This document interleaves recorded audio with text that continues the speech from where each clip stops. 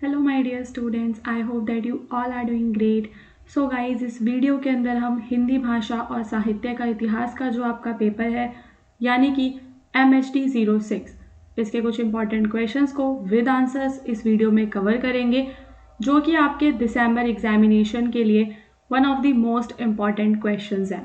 Okay, so now guys, अगर आपने अभी तक MHD 06 का जो गेस्ट पेपर है उसे परचेज नहीं किया है तो आप डिस्क्रिप्शन में जो ये नंबर गिवन है आप इस नंबर पे मेरी टीम को व्हाट्सएप करके MHD 06 का गेस्ट पेपर परचेज कर सकते हैं। नाउ दोस्तों, हमारे पहले क्वेश्चन पे चलते हैं। जो हमारा पहला क्वेश्चन है उसके अंदर आपको राम काव्य परंपरा का परिचय देना है। ठीक है, तो सबसे पहले आप बताएंगे कि जो राम काव्य परंपरा है वो भक्ति काल की एक प्रमुख काव्य धारा है जो भगवान राम की भक्ति पर आधारित है। तो क्योंकि नाम से ही पता चलता है राम काव्य परंपरा, यानी कि ये आपके भगवान राम की जो भक्ति है उस पर आधारित है। इसका आदि स्रोत वाल्मीकि रामायण है, जिसकी रचना लगभग ईसा पूर्व 400 वर्ष पहले मानी जाती है। इसी ग्रंथ से प्रेरित होकर संस्कृत, प्राकृत और अपभ्रंश भाषाओं में अनेक राम काव्य ग्रंथों की रचना भी हुई है। तो इसका जो सबसे प्राचीन स्रोत हम जानते हैं वो हमारी वाल्मीकि रामायण है। इस परंपरा के प्रवर्तक के रूप में रामानंद का जो स्थान है वो बहुत ही ज़्यादा महत्वपूर्ण है। तो देखो, इस वीडियो में हम क्वेश्चंस को डिस्कस करते हैं, साथ ही साथ उन क्वेश्चंस के क्या सैम्पल आंसर्स हो सकते हैं उनके बारे में हम बात करते हैं कि कौन कौन से पॉइंट्स आप यूज़ करेंगे। लेकिन आप पूरा 100% इन आंसर्स पे रिलाई नहीं रह सकते, आपको थोड़ा बहुत अपनी मर्जी से भी या दूसरे स्रोतों से पढ़कर भी अपना एक परफेक्ट आंसर एग्जाम में लिखना होगा। ओके, सो हम यहाँ पे क्या देखते हैं कि इस परंपरा के जो प्रवर्तक हैं उसमें आपके रामानंद जो हैं उनका स्थान महत्वपूर्ण है, जिन्होंने राम भक्ति को जनसाधारण के लिए सरल और सुलभ बनाया। तो हमें यहाँ पे रामानंद जी जो हैं वो इतने महत्वपूर्ण क्यों लगते हैं? क्योंकि उन्होंने राम भक्ति को ऐसा करा कि वो आम जो जनता है, जनसाधारण के लिए सरल और वो सुलभ बन गई। इस परंपरा के सबसे प्रमुख कवि तुलसीदास जी माने जाते हैं, जिन्होंने रामचरितमानस की रचना कर राम कथा को आम जनता तक पहुंचाया। उन्होंने अवधी भाषा का प्रयोग किया, जिससे वह जन काव्य जन जन की भाषा बन गया। तो तुलसीदास जी हमारे लिए इसलिए इतने ज़्यादा प्रमुख हो जाते हैं दोस्तों, क्योंकि उन्होंने आम जनता तक राम कथा को पहुंचाया और वो अवधी भाषा का प्रयोग करते थे। राम काव्य परंपरा की प्रमुख विशेषताओं में हमारा मानवतावादी, समन्वयवादी दृष्टिकोण और भक्ति भाव है। इसमें मुख्य रूप से दास्य भाव की भक्ति मिलती है कि आप मतलब जो भक्त हैं वो राम जी के दास की तरह लिखते हैं उनके बारे में। साथ ही साख्य और वात्सल्य भाव भी हमें देखने के लिए मिलता है। भगवान राम को इसमें आदर्श पुरुष तथा मर्यादा पुरुषोत्तम के रूप में चित्रित किया गया है। ठीक है, तो एक बार इसको अंडरलाइन कर लेंगे क्या कि भगवान राम को इसमें आदर्श पुरुष तथा मर्यादा पुरुषोत्तम के रूप में चित्रित किया गया है, जिससे यह परंपरा आपकी आदर्शवादी बन जाती है। साहित्यिक दृष्टि से यह परंपरा अत्यंत महत्वपूर्ण है। रामचरितमानस को भारतीय साहित्य का एक मील का पत्थर माना जाता है। आधुनिक काल में भी यह परंपरा जीवित रही और सूर्यकांत त्रिपाठी निराला की राम की शक्ति पूजा जैसी रचनाओं में इसका आधुनिक रूप हमें देखने के लिए मिलता है। तो इस प्रकार राम काव्य परंपरा भक्ति, प्रेम, आदर्श और मानवीय मूल्यों पर आधारित एक समृद्ध साहित्यिक धारा है, जिसने भारतीय साहित्य और संस्कृति को गहराई से प्रभावित किया है।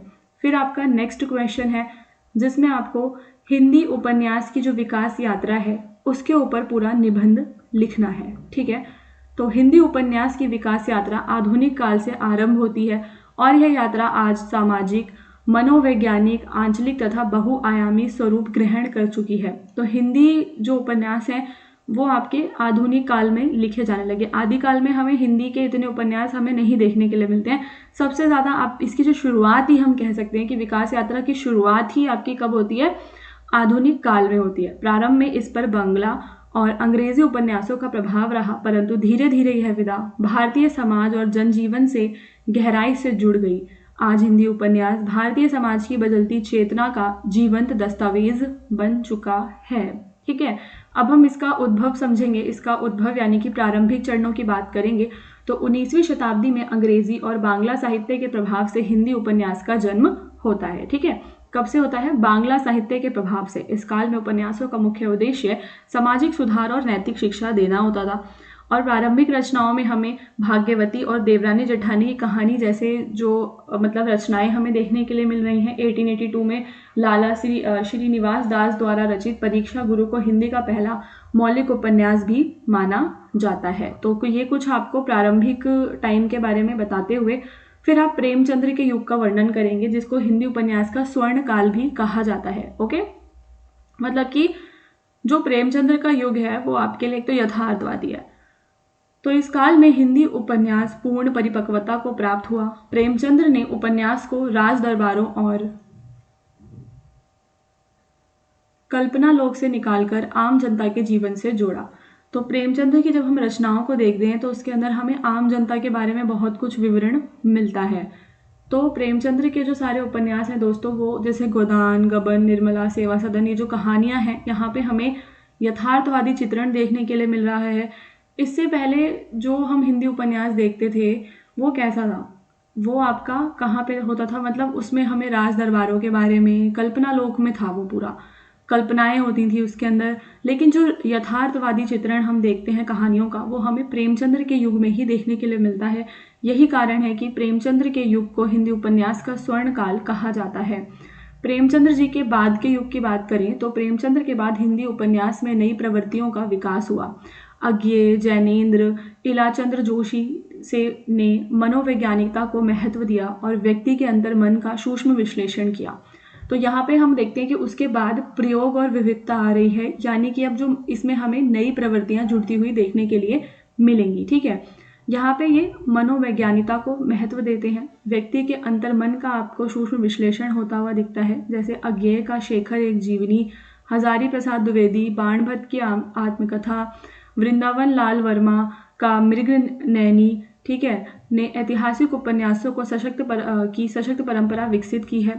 यशपाल और नागार्जुन ने सामाजिक यथार्थ और प्रगतिवादी चेतना को आगे बढ़ाया है। तो आपको इसमें जो आपके विभिन्न जो आपके कवि हैं, कहानीकार हैं, उनके नाम बताते हुए उनकी रचनाओं के बारे में बताना है कि कहाँ पे आपको नई नई प्रवृत्तियां देखने के लिए मिल रही हैं। इन सब के अंदर हमें जो व्यक्ति का अंतर्मन होता है, ठीक है, उसके बारे में काफ़ी विश्लेषण, उसके बारे में काफ़ी डिस्क्रिप्शन जिसे हम कहते हैं, वो देखने के लिए मिलता है। इसी काल में फणीश्वर नाथ नेहरू ने मैला आंचल से आंचलिक उपन्यासों की एक नई धारा को भी सूत्रपात किया। तो इसमें से कुछ के बारे में देखो हम पढ़ चुके हैं जब हमने MSG 2 एंड आपका 3 और 4 में पढ़ा था। बाणभट्ट की आत्मकथा था आपका उसके अंदर, एंड मैला आंचल भी था उसके अंदर। ठीक है, तो ये सारा हम पहले भी पढ़ चुके हैं। इसके बाद समकालीन युग की बात करोगे, आप अभी के बारे में बताओगे, तो समकालीन हिंदी उपन्यास में विषय और शिल्प दोनों स्तरों पर व्यापक परिवर्तन दिखाई देते हैं। इस काल में हमें प्रयोगवाद, अस्तित्ववाद, नारी विमर्श, दलित विमर्श, आदिवासी विमर्श, वैश्वीकरण और तकनीकी युग के सारे प्रभाव हमें देखने के लिए मिल रहे हैं। इस समय प्रयोगवादी जो शैली है वो चल रही है, नारी के बारे में बात चल रही है, दलितों के बारे में, आदिवासी विमर्श हो गया आपका, और वैश्वीकरण जो कि आधुनिकता का एक तरीके से तकनीकी युग का प्रभाव भी आप देख पाते हो। तो मृदुला गर्ग, नासिरी शर्मा, चित्रा मृदुल, ठीक है, मैत्री पुष्प और मधु कांकरिया जैसे लेखकों ने आधुनिक जीवन की जटिलताओं, स्त्री अस्मिता और सामाजिक असमानताओं और वैश्विक प्रभावों को अपने उपन्यासों में प्रभावशाली ढंग से प्रस्तुत किया है। देन आपने ये सारा बता देना है, चारों युग के बारे में आप जितना ज़्यादा एक्सप्लेन करोगे उतना बेटर होगा। इसके बाद दोस्तों आप यहाँ पे इसका निष्कर्ष देंगे। तो इस प्रकार हिंदी उपन्यास की यात्रा सामाजिक सुधार की भावना से आरंभ होकर यथार्थवाद, मनोवैज्ञानिक गहराई, आंचलिकता और आधुनिक विमर्शों तक अब पहुँच चुकी है। ठीक है, तो शुरुआत होती है समाज सुधार की भावना से, लेकिन धीरे धीरे इसमें यथार्थवाद जुड़ता है, मनोवैज्ञानिक गहराइयाँ जुड़ती हैं, आंचलिकता जुड़ती है, और आज हिंदी उपन्यास केवल साहित्य विधा ही नहीं है बल्कि भारतीय समाज की बदलती चेतना और सांस्कृतिक विविधता का सशक्त एक दस्तावेज है। अब हम चलेंगे दोस्तों हमारे नेक्स्ट क्वेश्चन पे, जहाँ पे आपको भारतेंदु युग के समय जो कविताएं हैं उनका परिचय देना है। एक चीज़ मैं आपको यहाँ पे बताना चाहती हूँ कि डिस्क्रिप्शन में आपको MHD 06 की जो फुल प्लेलिस्ट है, हमारी पूरी की पूरी प्लेलिस्ट का लिंक मिल जाएगा। तो आप हमारी प्लेलिस्ट में दिए गए जो भी क्वेश्चंस हैं उन सारे क्वेश्चंस को ज़रूर पढ़िए, आपके एग्जाम में कोई भी क्वेश्चन आ सकता है। ये वीडियो मेरा रिवीजन वीडियो है, तो पूरी प्लेलिस्ट को अगर आप देख लेंगे तो आपके एग्जाम की प्रिपरेशन और ज़्यादा बेटर हो जाएगी। ठीक है, सो नाउ यहाँ पे हमें भारतेंदु युग की कविता का परिचय देना है। तो दोस्तों देखो, भारतेंदु युगीन जो आपकी कविता है वो हिंदी साहित्य के आधुनिक काल का प्रारंभिक चरण मानी जाती है। इस युग की कविता का प्रमुख स्वर राष्ट्रीय चेतना और सामाजिक जागरण है। तो ओवरऑल हमें भारतेंदु युग में क्या देखने के लिए मिलता है? राष्ट्रीय चेतना, लोगों को अपने राष्ट्र के प्रति जगाना और समाज को जगाना, सामाजिक जागरण, लोगों को जागरूक बनाना, ये हम देखते हैं। कवियों ने अपनी रचनाओं के माध्यम से जनता को देशभक्ति की भावना से भरने और ब्रिटिश शासन के विरुद्ध चेतना जगाने का प्रयास किया है। तो भारतेंदु युग में हमें जितने भी कवि देखने के लिए मिलते हैं, उनका जो मेन मोटिव रहा वो क्या रहा? जनता को देशभक्ति की भावना, कि जनता को देशभक्ति की भावना से भरना है और सभी को ब्रिटिश शासन के विरुद्ध खड़ा करना है। ये कविता तत्कालीन भारतीय समाज की दुर्दशा का यथार्थ चित्र प्रस्तुत भी करती है। तो भारतेंदु युग में जो कुछ भी साहित्य लिखा गया, कविताएं लिखी गई, वो भारतीय समाज की दुर्दशा का यथार्थ चित्रण प्रस्तुत करती है कि उस समय भारतीय जो समाज, जब ब्रिटिशों का हमारे ऊपर शासन था, तो हमारे समाज की दुर्दशा कैसी थी, उसका एक यथार्थ चित्रण आप देख पाते हो। इस युग की कविताओं में हमें राष्ट्र प्रेम और देशभक्ति की स्पष्ट अभिव्यक्ति मिलती है। कवियों ने भारत की दयनीय स्थिति पर दुख व्यक्त किया और देशवासियों को जागृत करने का कार्य किया। भारत के गौरवशाली अतीत और महान व्यक्तियों के उदाहरण देकर जनता में आत्मगौरव की जो भावना है वो जगाई गई। सामाजिक चेतना भारतेंदु युगीन कविता का दूसरा महत्वपूर्ण पक्ष है। इस युग के कवियों ने सामाजिक कुरीतियों, अंधविश्वास, पाश्चात्य संस्कृति के अंधानुकरण पर तीखा व्यंग किया। गरीबी, भूखमरी, अकाल, अशिक्षा, तो जो भी समाज के विषय थे वो सभी कविता के विषय बने। साथ ही स्वदेशी अपनाने और विदेशी वस्तुओं के बहिष्कार की भावना को भी इस युग में हमें बल देता हुआ देखने के लिए मिलता है। तो ये काफ़ी ज़्यादा इंपॉर्टेंट हो जाता है गाइस। भारतेंदु युग से कोई ना कोई क्वेश्चन ज़रूर आएगा। हास्य और व्यंग्य इस युग की कविता की प्रमुख विशेषता है। तो भारतेंदु, हरिश्चंद्र और प्रताप नारायण मिश्र जैसे कवियों ने समाज और शासन की बुराइयों पर कटाक्ष करते हुए प्रभावशाली व्यंग्य रचनाएं की। इससे कविता केवल भावुक नहीं बल्कि जागरूक करने वाली भी बन जाती हैं। तो हमें हास्य और व्यंग्य दोनों देखने के लिए मिल रहे हैं और रचनाएं ऐसी हैं जो केवल हमें भावुक ही नहीं करती बल्कि हमें जागरूक भी करती हैं। भाषा और शैली की दृष्टि से इस युग में आपको ब्रज भाषा के साथ साथ खड़ी बोली का जो प्रयोग है वो प्रारंभ होता दिखाई देगा। आपको भाषा सरल, सहज और लोक प्रचलित मुहावरों से युक्त भी मिलेगी, यानी इसमें हमें मुहावरे भी देखने के लिए मिलते हैं। इस काल में मुक्तक काव्य अधिक लिखे गए, यद्यपि प्रबंध काव्य भी उपलब्ध है। समस्या पूर्ति शैली का विशेष प्रयोग हुआ है और कविताओं में वीर, श्रृंगार, हास्य आदि विभिन्न रसों का सुंदर समन्वय हमें दिखाई देता है। फिर आप निष्कर्ष में बताएंगे कि इस प्रकार भारतेंदु युगीन कविता ने परंपरा, भक्ति प्रधान कविता से हटकर राष्ट्रीय और सामाजिक चेतना को केंद्र में रखा और हिंदी कविता को एक आधुनिक जो दिशा है वो प्रदान की। अब आप यहाँ पे नेक्स्ट क्वेश्चन जो है आपका, जस्ट अ मिनट, ओके, सो ये वाला जो आपका क्वेश्चन है सूफी प्रेमाख्यान से जुड़ा हुआ है। तो यह परंपरा हिंदी साहित्य की एक महत्वपूर्ण काव्य धारा है। ठीक है, क्या है ये? हिंदी साहित्य की दोस्तों एक महत्वपूर्ण काव्य धारा जिसमें प्रेम को ईश्वर प्राप्ति का माध्यम माना गया है। इस परंपरा में सांसारिक प्रेम के माध्यम से आध्यात्मिक प्रेम की अनुभूति कराई जाती है और प्रेम को आत्मा तथा परमात्मा के मिलन का मार्ग बताया जाता है। ठीक है, तो यहाँ पे सूफी प्रेमाख्यान में हमें क्या देखने के लिए मिलता है? प्रेम को आत्मा तथा परमात्मा के मिलन का जो मार्ग है वो बताया जाता है। इस परंपरा की सबसे प्रमुख विशेषता आध्यात्मिक प्रेम है। ठीक है, इसमें सांसारिक प्रेम को ईश्वरीय प्रेम तक पहुंचने का साधन माना गया है। प्रेम केवल यहाँ पे भावनात्मक नहीं है बल्कि साधना का रूप ले लेता है। प्रतीकात्मकता इसका दूसरी प्रमुख विशेषता है। प्रेम कथाओं के नायक नायिका आत्मा और परमात्मा के प्रतीक होते हैं। ठीक है, तो यहाँ पे हमें नायक नायिका तो देखने के लिए मिलते हैं बट वो दोनों आत्मा और परमात्मा के प्रतीक हैं। इनके मिलन विरह के माध्यम से आत्मा की परमात्मा से एकाकार होने की यात्रा दिखाई जाती है।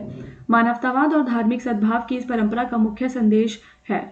सूफी कवियों ने सभी मनुष्यों को समान माना और हिंदू मुस्लिम एकता तथा भाईचारे पर इन्होंने बल दिया। इस काव्य में धार्मिक भेदभाव के विरुद्ध स्वर मुखर रूप से दिखाई देता है। तो जो आपका ये सूफी वाला काव्य है, सूफी प्रेमाख्यान वाला, इसमें आपको धार्मिक भेदभाव जो है उसके खिलाफ ये लोग खड़े रहते हैं और हिंदू मुस्लिम एकता और भाईचारे पर ये काफ़ी ज़्यादा बल देते हैं। सूफी प्रेमाख्यान काव्य का आधार भारतीय लोक कथाएं हैं। मलिक मोहम्मद जायसी की पद्मावत और मंझन की मधुमालती जैसी रचनाएं इसके प्रमुख उदाहरण हैं जिनमें भारतीय लोक परंपरा को आध्यात्मिक अर्थ प्रदान किया गया है। इस काव्यधारा में विरह वियोग की प्रधानता भी हमें देखने के लिए मिलती है, यानी कि परमात्मा से बिछड़ने की जो पीड़ा है उसका चित्रण हमें देखने के लिए मिलता है। तो जिसे हम क्या कहते हैं? विरह वियोग। तो परमात्मा से बिछड़ने की पीड़ा को अत्यंत मार्मिक रूप से इसमें प्रस्तुत किया जाता है, जिससे साधक के हृदय में ईश्वर प्राप्ति की तीव्र आकांक्षा जागृत होती है।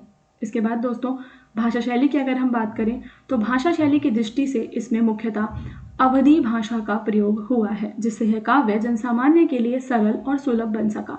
कथा निर्वाह के लिए दोहा और चौपाई देखने के लिए हमें मिलती हैं और हमें अलंकार जैसे कि उपमा, रूपक, उत्प्रेक्षा जैसे अलंकारों का प्रयोग मिलता है।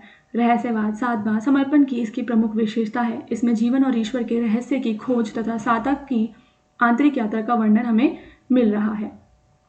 तो ये सारे पॉइंट्स हैं जो आप यूज करेंगे। एंड लास्ट में आप निष्कर्ष दे देंगे कि संक्षेप में सूफी प्रेमाख्यान परंपरा प्रेम के माध्यम से आध्यात्मिक उत्थान, मानवता और धार्मिक सद्भाव का संदेश देने वाली एक समृद्ध साहित्यिक परंपरा है, जिसमें भारतीय और फारसी परंपराओं का सुंदर समन्वय हमें देखने के लिए मिल रहा है। फिर हम यहाँ पे देखेंगे आधुनिक आर्य भाषाओं के विकास की आपको चर्चा करनी है। तो आधुनिक आर्य भाषाएं संस्कृत से विकसित होकर प्राकृत और अपभ्रंश के माध्यम से वर्तमान रूप तक आ पहुंची हैं। इन भाषाओं का विकास एक दीर्घकालिक और क्रमिक प्रक्रिया रही है, जो लगभग 10 शताब्दी के बाद स्पष्ट रूप से दिखाई देने लगती है। आज हिंदी, बंगाली, मराठी, गुजराती आदि भाषाएं इसी परंपरा की विकसित कड़ियां हैं। अब इसके विकास की शुरुआत को समझेंगे तो इसकी जो शुरुआत है गाइस, वो आपके वैदिक संस्कृति से हुई, जो आगे चलकर लौकिक संस्कृत में परिवर्तित हुई। इसके बाद विभिन्न प्राकृत जो आपकी भाषाएं थी, पाली, शौरसेनी, मगधी, महाराष्ट्री का विकास होता है। प्राकृतों के बाद अपभ्रंश भाषाएं आती हैं, जिन्हें आधुनिक भारतीय आर्य भाषाओं का प्रत्यक्ष स्रोत माना जाता है। इस क्रम में अपभ्रंश और आधुनिक भाषाओं के बीच अवहट एक महत्वपूर्ण कड़ी है, जो 11वीं से 14वीं शताब्दी के बीच साहित्य में मिलती है। तो आपको इसका जो पूरा उद्भव है वो वैदिक की बताना है पहले, कि आप वैदिक संस्कृत से इसकी शुरुआत होती है, जो आगे चलकर आप देखते हो कि इसमें प्राकृत और अपभ्रंश भाषाएं जो हैं वो भी अस्तित्व में आती हैं। ठीक है, तो ये इसका उद्भव हो गया। फिर आप बताएंगे कि अपभ्रंशों से आज कैसे हमारी आधुनिक जो भाषाएं हैं वो विकसित हुई हैं। तो विभिन्न अपभ्रंशों से अलग अलग आधुनिक भाषाओं का विकास हुआ। शौरसेनी अपभ्रंश से पश्चिमी हिंदी, राजस्थानी और गुजराती का विकास हुआ है। मगधी भाषा से बिहारी, बांग्ला, उड़िया और असमी भाषाएं जो हैं वो विकसित हुई हैं। महाराष्ट्री से मराठी, अर्धमागधी से पूर्व हिंदी और पैशाची से पंजाबी और लहंदा से, ब्राचड़ से सिंधी तथा खस से पहाड़ी भाषाएं। तो ये सारा आपको याद करना होगा कि कौन सी अपभ्रंश भाषा से आपकी कौन सी आधुनिक भाषा निकली है। फिर आधुनिक जो आर्य भाषाओं की कुछ विशेषताएं हैं, जैसे कि हमें इसमें ध्वन्यात्मकता देखने के लिए मिलती है। जैसी जो ध्वनियाँ हैं आपकी ये वाली ड वाली, डपली वाली, अड़ा वाली, ये जो ध्वनियाँ हैं इनका विकास होता है। शब्दों के मध्य और अंत में आने वाले अस्वर का लोप होने लगा। ज्ञ जैसे जो आपके संयुक्त व्यंजन हैं, ठीक है, उनका यूज होने लग गया। शब्दावली के स्तर पर इन भाषाओं ने अरबी, फारसी, टर्की, अंग्रेजी से अनेक शब्द ग्रहण किए, जिससे इनका कोश और भी ज़्यादा आपका क्या हो गया दोस्तों, समृद्ध हो गया है। तो मतलब आधुनिक जो भाषाएं हैं वो दूसरी भाषाएं अरबी, फारसी, अंग्रेजी के भी शब्द ग्रहण कर रही हैं। तो व्याकरणीकरण, सरलीकरण भी इन भाषाओं की विशेषता है, क्योंकि संस्कृत बहुत ज़्यादा जटिल थी और ये जो हमारी भाषाएं हैं जिसमें आपकी हिंदी महत्वपूर्ण है वो आपकी सरल हो गई हैं। प्रमुख आधुनिक भारतीय आर्य भाषाएं हैं वही आपकी हिंदी, बंगाली, मराठी, ये सब है, नेपाली, सिंधी आदि प्रमुख आधुनिक भारतीय आर्य भाषाएं हैं, जो भारत और उसके पड़ोसी देशों में व्यापक रूप से बोली जाती हैं। तो इस प्रकार आधुनिक भारतीय आर्य भाषाओं का विकास संस्कृत, प्राकृत, अपभ्रंश, अवहट आधुनिक भाषाओं का एक क्रमिक परंपरा से हुआ है। इन भाषाओं ने सरल व्याकरण, नई ध्वनियों और विदेशी शब्दों को अपनाकर अपने विशिष्ट और समृद्ध स्वरूप का निर्माण किया, जिससे ये आज भारतीय भाषाई संस्कृति का मजबूत आधार हमारी बन चुकी हैं। फिर आपका एक और क्वेश्चन है, प्रगतिशील साहित्य के उदय पर आपको प्रकाश डालना है और हिंदी में प्रगतिशील काव्य परंपरा का आपको परिचय देना है। तो हिंदी में प्रगतिशील काव्य का उदय 1930 के दशक में हुआ। यह धारा छायावाद के बाद विकसित हुई और इसने व्यक्तिवादी तथा रहस्यवादी प्रवृत्तियों से हटकर सामाजिक यथार्थ, वर्ग संघर्ष और शोषित जन समुदाय के जीवन को काव्य का केंद्र बनाया। इसका उद्देश्य समाज में परिवर्तन लाना और जन सामान्य को जागरूक करना था। ठीक है, प्रगतिवादी जो आपका काव्य है, प्रगतिशील जो आपका काव्य है, 1930s में इसका क्या हो रहा है दोस्तों, उदय हो रहा है। फिर ये छायावाद के बाद आ रहा है, तो इसके अंदर हमें सामाजिक यथार्थ, वर्ग संघर्ष और जो जन समुदाय शोषित है उनके जीवन के बारे में देखने के लिए मेन मिलता है। प्रगतिशील साहित्य का जो उदय है, आप इसको एक आंदोलन की तरह समझते हो कि इस आंदोलन के उदय के पीछे विश्व और भारत की ऐतिहासिक परिस्थितियां थी। तो 1930 के दशक में विश्व में फांसीवाद का उदय था, भारत में स्वतंत्रता आंदोलन तीव्रता से आगे बढ़ रहा था, और इस वजह से जो भी हमारे साहित्यकार थे वो सामाजिक प्रश्नों की ओर मुड़ रहे थे। सन 1935 में फ्रांस में 36 में लखनऊ में हुए प्रगतिशील लेखक संघ के सम्मेलन ने इस आंदोलन को वैचारिक आधार प्रदान किया। साथ ही छायावाद की अति व्यक्तिवादी प्रवृत्तियों से मोहभंग होकर साहित्यकारों ने जनता के यथार्थ जीवन की ओर अब रुख किया। ठीक है, तो अब यहाँ पे छायावाद में जो था उससे लोगों का मोह भंग हो गया। अब यहाँ पे चीज़ें आ रही हैं यथार्थ जीवन की ओर। 1935 और 36 में जो आपके लोग लेखक संघ के सम्मेलन हो रहे हैं, वहाँ से एक तरीके से यथार्थ जीवन की ओर जो आपके राइटर्स हैं वो रुख कर रहे हैं। प्रगतिशील कविता की सबसे पुरानी विशेषता आपका सामाजिक यथार्थवाद है, जिसमें आपको गरीबी, शोषण के बारे में और बेरोजगारी और श्रमिक जीवन का पूरा चित्रण मिलता है। इसमें क्रांति और विद्रोह की भावना प्रबल है और पूंजीवाद, सामंतवाद, साम्राज्यवाद के विरोध के स्वर आपको देखने के लिए मिल रहे हैं। यह काव्यधारा किसानों, मजदूरों, दलितों और शोषित वर्गों के प्रति गहरी सहानुभूति को प्रकट कर रही है। कवियों ने जनभाषा का प्रयोग कर कविता को सरल और प्रभावी बनाया। यथार्थवादी दृष्टि तथा मार्क्सवादी विचारधारा का प्रभाव इसमें स्पष्ट रूप से देखा जाता है। प्रमुख कवियों को देखें तो इसमें आपके सूर्यकांत त्रिपाठी निराला हैं, सुमृतानंदन पंत, केदारनाथ अग्रवाल और त्रिलोचन जैसे जो आपके कवि हैं वो आपको इसमें देखने के लिए मिलेंगे। इसके बाद दोस्तों आप निष्कर्ष बताएंगे कि इस प्रकार प्रगतिशील साहित्य और विशेषतः प्रगतिशील काव्य ने हिंदी कविता को व्यक्तिवादी सीमा से बाहर निकालकर सामाजिक चेतना से जोड़ा है। इसने साहित्य को जन संघर्ष का माध्यम बनाया और हिंदी कविता को एक नई दिशा तथा व्यापक जन आधार प्रदान किया। तो यानी कि जन आधार समझते हो ना, कि मतलब जनता के जो विषय हैं, जनता के संघर्षों को इसमें जोड़ा गया है। नाउ दोस्तों मैं फिर से आपसे कहना चाहूँगी पूरी प्लेलिस्ट को ज़रूर देखिए। डिस्क्रिप्शन में आपको हमारा व्हाट्सएप नंबर मिल जाएगा, तो आप उस नंबर को सेव कर सकते हैं फॉर योर फ्यूचर। जब आप सेकेंड ईयर में जाएंगे तो आपके असाइनमेंट्स हो गए, ठीक है, नोट्स, आपके गेस्ट पेपर्स, सेकेंड ईयर का जो भी आपका मटेरियल होगा वो भी आपको हमारे व्हाट्सएप नंबर से प्रोवाइड हो जाएगा। तो आप उस नंबर को अपने डिवाइस में सेव कर सकते हैं फ्यूचर के लिए। ओके।